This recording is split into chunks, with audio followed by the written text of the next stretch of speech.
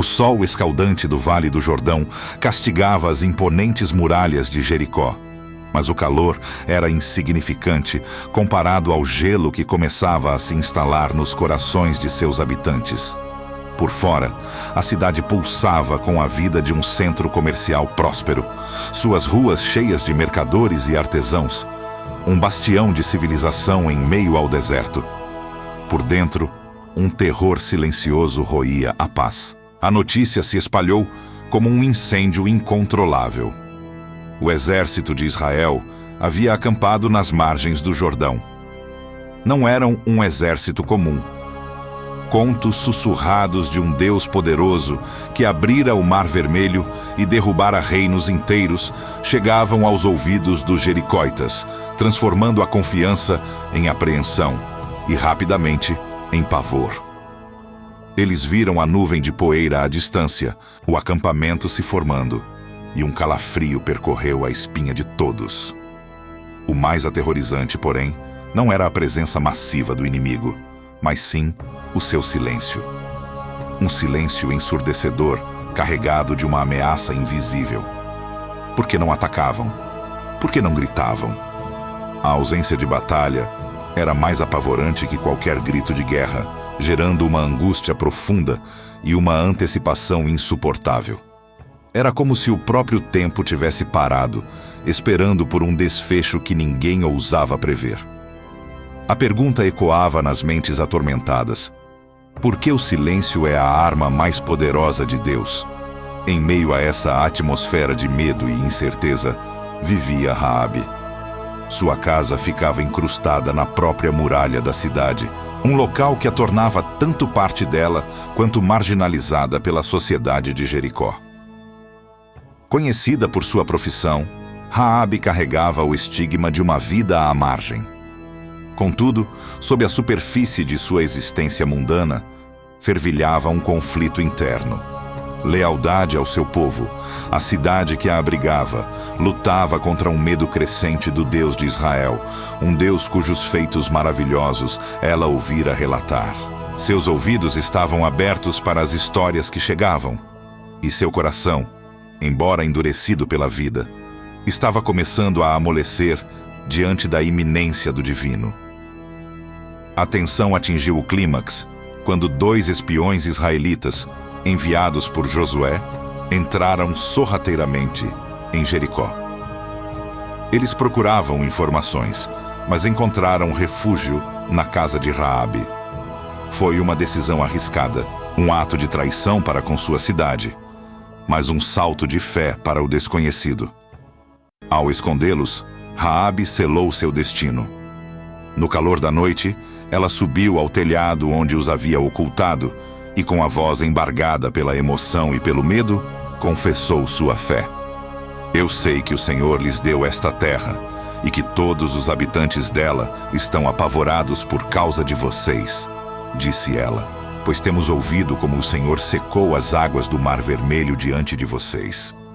E ouvindo isso, o nosso coração se derreteu, e já não há mais ânimo em ninguém por causa de vocês, porque o Senhor, o Deus de vocês, é Deus em cima nos céus e embaixo na terra. Naquele momento de vulnerabilidade e coragem, Raabe fez seu pedido, que eles salvassem sua vida e a de sua família quando a cidade caísse. Os espiões, tocados por sua fé inesperada, prometeram. Um fio escarlate seria a sua marca, pendurado na janela de sua casa na muralha, um sinal de salvação em meio à destruição iminente. As muralhas de Jericó, com seus 3 metros de espessura e 10 de altura, pareciam invencíveis, um testemunho da engenharia antiga, um símbolo de segurança. Mas Raabe sabia que havia uma força maior em jogo.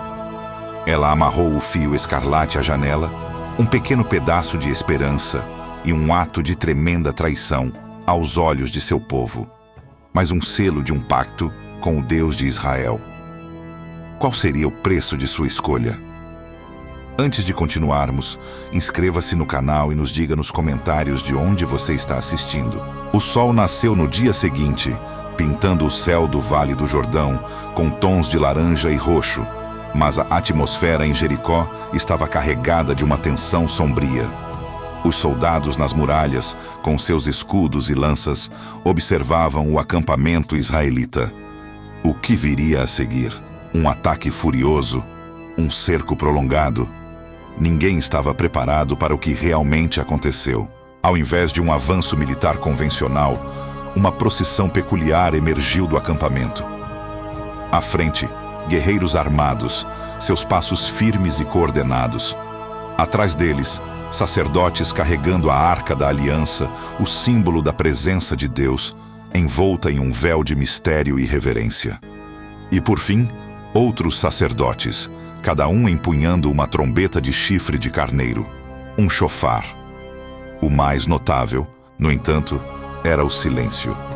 Um silêncio quase sagrado, quebrado apenas pelo som ritmado dos passos e, ocasionalmente, pelo soprar de uma única trombeta, um som longo e monótono que parecia cortar o ar. Eles não atacaram, não gritaram, não lançaram sequer uma flecha.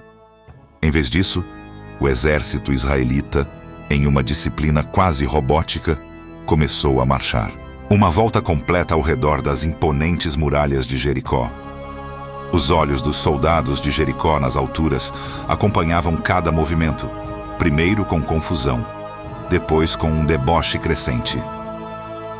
O que é isso? Uma parada militar? Eles esperam nos cansar com uma caminhada? Murmuravam, suas risadas ecoando pelas ameias. A cada passo dos israelitas, a incredulidade dos defensores da cidade aumentava, transformando-se em escárnio.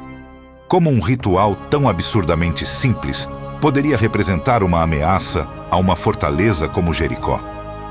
A procissão continuou dia após dia. 6 dias de marchas silenciosas, uma volta por dia. O sol escaldante do deserto castigava os israelitas enquanto eles cumpriam sua tarefa. Seus rostos marcados pela poeira e pelo cansaço, mas seus olhos fixos em um propósito que só eles compreendiam. A cada volta, a tensão dentro de Jericó se alternava entre o tédio e a irritação. O deboche tornou-se rotina, uma forma de lidar com o inexplicável. Lá de cima das muralhas, os jericóitas podiam ver não apenas a marcha, mas também a vastidão do Vale do Jordão se estendendo ao redor. Jericó estrategicamente posicionada, parecendo inexpugnável. Enquanto os israelitas marchavam, a cada volta a obediência se aprofundava. Aquilo não era apenas uma estratégia militar, era um ato de fé, um ritual levítico que simbolizava a dependência total de um Deus que operava de maneiras misteriosas. Josué, o líder, havia recebido as instruções divinas, e o povo, apesar do aparente absurdo, confiava. O cansaço físico era imenso, mas a força vinha de uma fonte invisível, de uma crença inabalável de que o Senhor estava com eles. Na casa de Raabe, incrustada na muralha, a mulher observava. O fio escarlate, agora pendurado em sua janela, era um lembrete constante de sua escolha, de seu pacto. A cada manhã, ao ver os israelitas iniciando sua marcha silenciosa, um misto de esperança e medo a invadia. Esperança, porque o ritual parecia tão estranho, tão diferente de qualquer tática de guerra que ela conhecia, que só podia ser obra de um poder maior. Medo, porque a cada dia que passava, a aparente invencibilidade de Jericó parecia ridicularizar sua decisão. O deboche dos seus conterrâneos era audível, e ela se perguntava se havia cometido um erro terrível, se sua fé no Deus de Israel era apenas uma ilusão. No entanto, havia algo na disciplina e na perseverança daquela marcha que a impedia de perder completamente a esperança.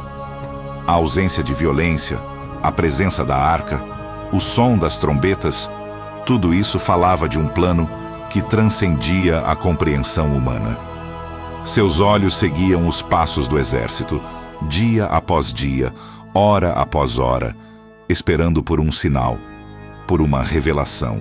Seria este ritual absurdo realmente a chave para a vitória? 7 dias de silêncio e voltas. Será que este ritual absurdo realmente traria a vitória? A resposta estava no horizonte do 7º dia. Um dia que prometia quebrar o silêncio de uma forma que ninguém em Jericó jamais esqueceria. O 7º dia amanheceu, trazendo consigo não apenas a luz do sol, mas uma intensidade palpável, um ar carregado de expectativa que atravessava as muralhas de Jericó e alcançava cada barraca do acampamento israelita. Não haveria mais uma única volta. Não haveria mais o silêncio que se tornara uma rotina inquietante. Josué havia dado as instruções. Neste dia, marchar-se-ia não uma, mas 7 vezes ao redor da cidade. A exaustão já pesava sobre os ombros dos soldados, mas a disciplina que os guiara nos últimos 6 dias se aprofundava, transformada em uma determinação férrea. Cada passo era um ato de fé, cada metro percorrido uma oração silenciosa. Das alturas de Jericó, os habitantes observavam, seus corações divididos entre o deboche habitual e uma crescente apreensão.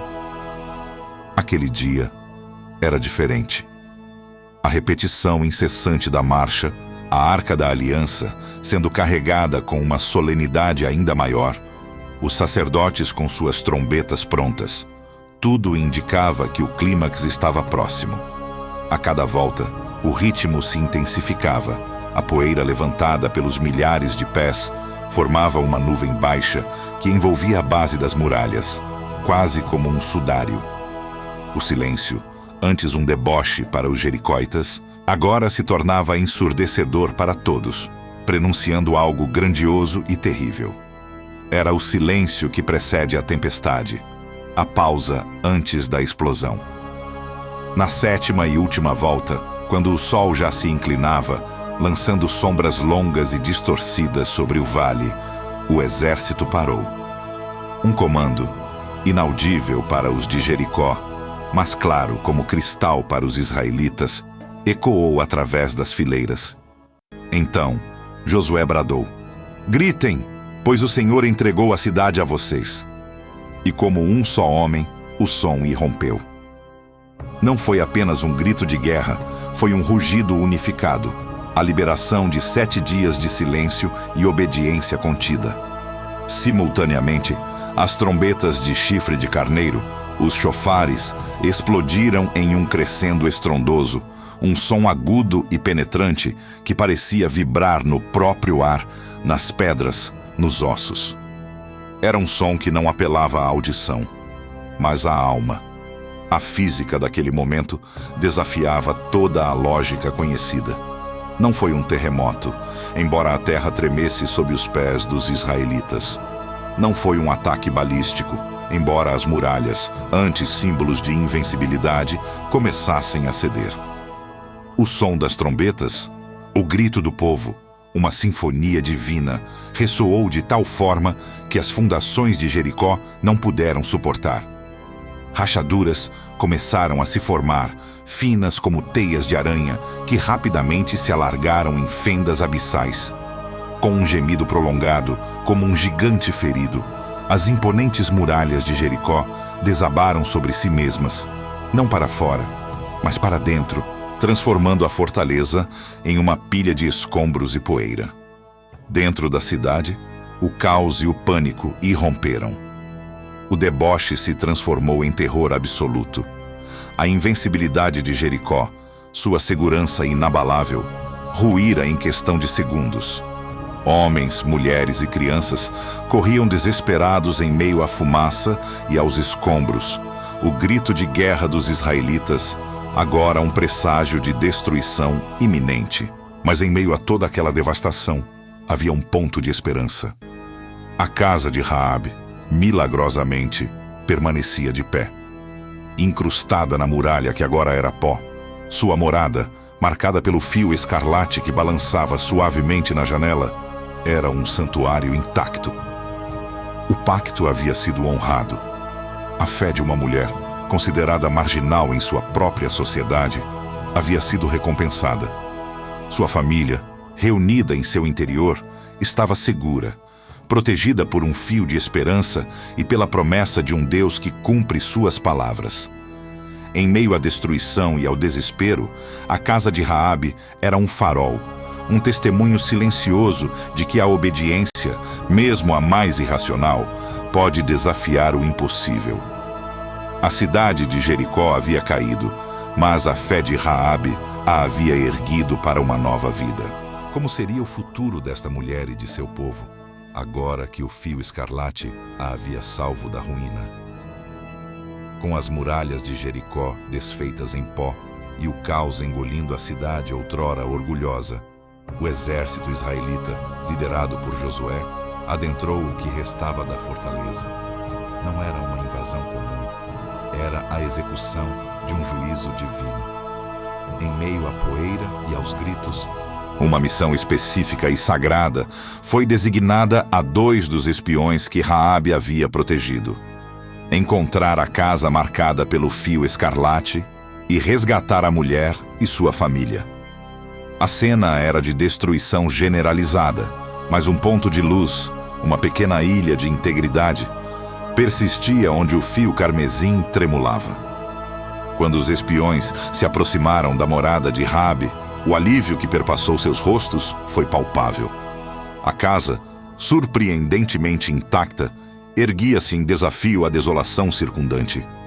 Raabe, ao vê-los, sentiu uma onda de emoções: gratidão profunda, medo ainda presente e uma esperança que agora se tornava realidade. A promessa fora cumprida. Seus familiares, agrupados ao seu redor, exibia olhares que variavam do pânico à incredulidade, mas todos compartilhavam o mesmo fio de vida que os ligava àquela mulher e à sua decisão ousada. Os espiões os conduziram para fora da cidade em ruínas, para um local seguro no acampamento israelita, longe da destruição e da purificação que se seguia. A transição para a vida entre os israelitas não foi desprovida de desafios. Raabe e sua família eram estrangeiros de um povo inimigo e carregavam consigo o estigma de sua origem. O choque cultural era imenso. Os costumes, a língua, as leis, tudo era novo e, por vezes, esmagador. No entanto, a fé de Raabe, que a havia impulsionado a proteger os espiões e a confiar no Deus de Israel, agora servia como sua ponte para a aceitação. Lentamente, mas com firmeza, ela começou a se integrar. Sua história, a narrativa de sua fé inabalável em meio ao ceticismo de seu próprio povo, espalhou-se entre as tribos, transformando-a de uma pária de Jericó em uma figura de respeito entre os israelitas. Foi nesse novo contexto que Raabe encontrou Salmão, um príncipe da tribo de Judá. O casamento entre eles não foi apenas um ato de amor, mas um símbolo poderoso de redenção e aceitação. A mulher que antes vivia à margem da sociedade, marcada por sua profissão e sua origem, agora se unia a uma das mais nobres linhagens de Israel. Dessa união nasceria Boaz, um homem justo e próspero, que se tornaria avô do rei Davi. E assim, de forma inesperada e maravilhosa, Raabe, a cananeia, a prostituta de Jericó, foi incluída na mais sagrada das genealogias, a de Jesus Cristo. Sua história se tornou um testemunho vivo de que a fé e a obediência podem transcender barreiras sociais, culturais e até mesmo raciais. Ela não foi apenas salva, ela foi elevada, tornando-se parte integrante da história da salvação, uma ancestral do Messias. Sua disposição de crer no invisível e de agir com coragem diante do impossível a transformou de uma figura marginalizada em uma matriarca de fé, cujo legado ecoaria por milênios. A inclusão de Raabe na genealogia de Jesus é um elo improvável e poderoso, uma prova inegável da graça divina que não faz acepção de pessoas. Não importa o passado, a origem ou o status social. O que importa é o coração que se volta para Deus. O que significava então, para a história, que uma mulher tão improvável se tornasse parte de uma linhagem tão sagrada. Significava que a redenção estava disponível para todos, que Deus podia usar quem quisesse para seus propósitos e que a fé verdadeira era o passaporte para uma nova vida, para um novo destino. Raabe não apenas sobreviveu à queda de Jericó, ela floresceu, sua vida se tornando um farol de esperança e um exemplo perpétuo do poder transformador da fé. Sua história nos convida a refletir sobre as próprias escolhas e sobre a capacidade de encontrar redenção, mesmo nos lugares mais inesperados. A trajetória de Raabe era a prova de que as paredes que parecem intransponíveis podem, de fato, ruir diante da fé e da obediência, abrindo caminho para um futuro que jamais poderíamos ter imaginado. A trajetória de Raabe, de pária de Jericó a ancestral de Jesus, transcende em muito o relato histórico para se tornar uma poderosa metáfora para os desafios e triunfos da vida moderna. O cerco de Jericó não é apenas uma história antiga de uma batalha singular. É um espelho que reflete as muralhas que cada um de nós enfrenta em sua jornada.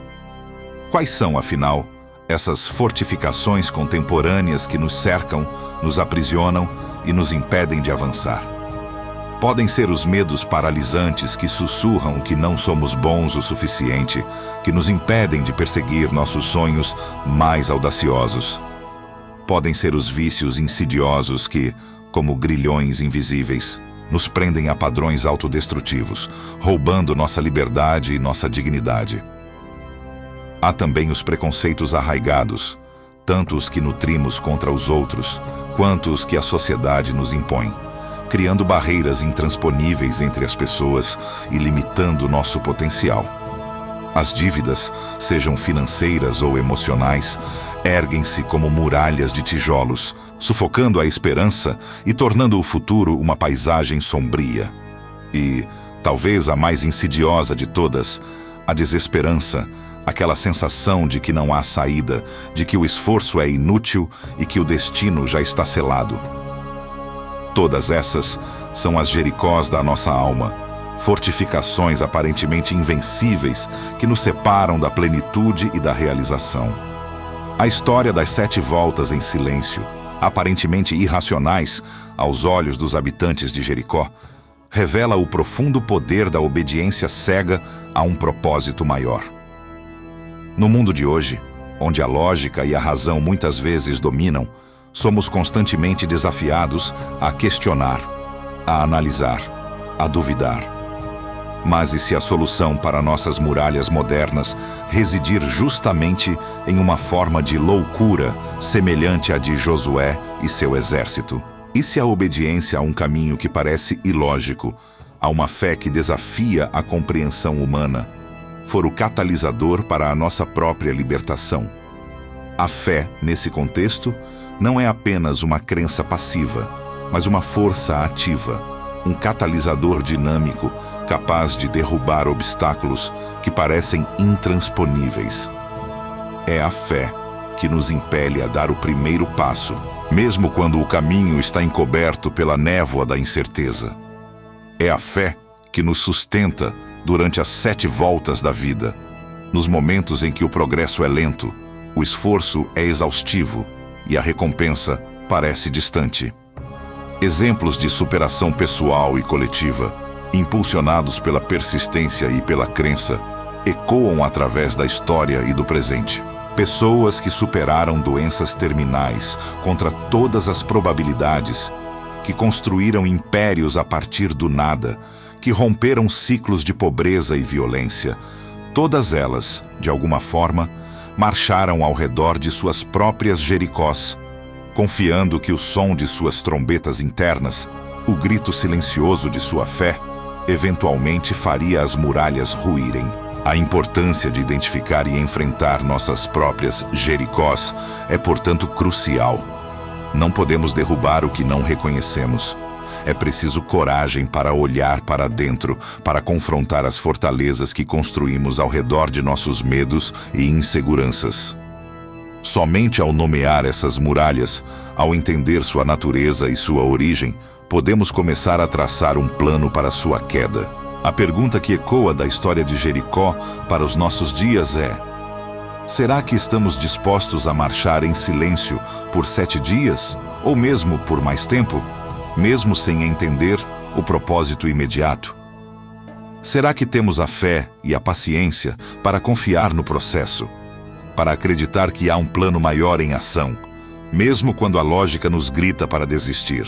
A lição de Jericó não é sobre a destruição pela força bruta, mas sobre a rendição à vontade divina, sobre a obediência que precede o milagre, sobre a fé que, mesmo em silêncio, é capaz de mover montanhas e derrubar as mais altas muralhas. A história do cerco de Jericó e a improvável salvação de Raabe, portanto, transcende em muito o mero relato de um evento bíblico para se tornar uma parábola atemporal sobre os pilares da fé: obediência, redenção e superação. Temas que ressoam com uma clareza impressionante através dos milênios. A essência desta narrativa poderosa reside na mensagem de que Deus, em sua infinita sabedoria e amor, frequentemente escolhe pessoas improváveis e as insere em planos grandiosos, desafiando todas as expectativas humanas e demonstrando que seus caminhos são mais elevados que os nossos. Raabe, uma mulher marginalizada e considerada indigna pela sociedade de sua época, tornou-se o exemplo mais vívido dessa verdade, sua vida transformada em um farol de esperança para todos aqueles que se sentem perdidos ou esquecidos. Sua história é um testemunho eloquente da força de uma decisão individual, um único ato de fé e coragem, que tem o poder de alterar não apenas um destino pessoal, mas de reverberar através das gerações, impactando a história da humanidade de maneiras inimagináveis. A escolha de Raabe de proteger os espiões israelitas, um ato de traição para seu povo, mas de profunda fé no Deus de Israel, selou não apenas sua própria salvação e a de sua família, mas a inseriu na linhagem do Messias, conferindo-lhe um lugar de honra na narrativa divina. Esta é a prova de que a fé genuína, mesmo que nascida em circunstâncias adversas, pode mover montanhas e reescrever futuros que pareciam inalteráveis. Além disso, a saga de Jericó nos ensina sobre a profunda e muitas vezes subestimada ideia de que o silêncio e a paciência podem ser ferramentas mais poderosas do que a força bruta ou a lógica imediata. As 7 voltas diárias ao redor da cidade, um ritual aparentemente absurdo e ineficaz aos olhos dos habitantes de Jericó, mas um ato de obediência cega para os israelitas, culminaram em um milagre que desafiou as leis da física. Essa parte da história nos convida a uma profunda reflexão. Em um mundo que valoriza a ação imediata, o barulho constante e a busca incessante por resultados tangíveis, seremos capazes de abraçar o silêncio, a paciência e a obediência a um propósito maior, mesmo quando o caminho à frente parece irracional. A queda das muralhas de Jericó não foi um triunfo da estratégia militar, mas da fé paciente e da obediência inabalável, demonstrando que há forças no universo que operam além da nossa compreensão. A mensagem de Jericó e Raabe é, em última análise, um convite direto à reflexão sobre as nossas próprias muralhas. Os medos, os vícios, os preconceitos, as dívidas, a desesperança, que se erguem em nossas vidas, impedindo-nos de alcançar nosso pleno potencial. O legado desta história nos encoraja a confiar no processo, a ter fé na jornada, mesmo quando o resultado é incerto e o caminho é obscuro. Assim como Raabe confiou na promessa do fio escarlate e os israelitas marcharam fielmente ao redor de Jericó, somos chamados a depositar nossa confiança em algo maior do que nós mesmos, a persistir mesmo diante da adversidade, na certeza de que a fé, quando verdadeira e ativa, tem o poder de derrubar o impossível. O legado de Jericó e Raabe ecoa através dos milênios, uma prova irrefutável do poder transformador da fé que derruba o impossível. É uma lembrança perene de que, não importa quão altas ou intransponíveis pareçam as muralhas que nos cercam, a obediência, a paciência e a fé inabalável podem abrir caminho para a libertação, para a redenção e para um futuro que supera todas as expectativas. A história nos ensina que, com Deus, o impossível é apenas uma questão de tempo e de fé.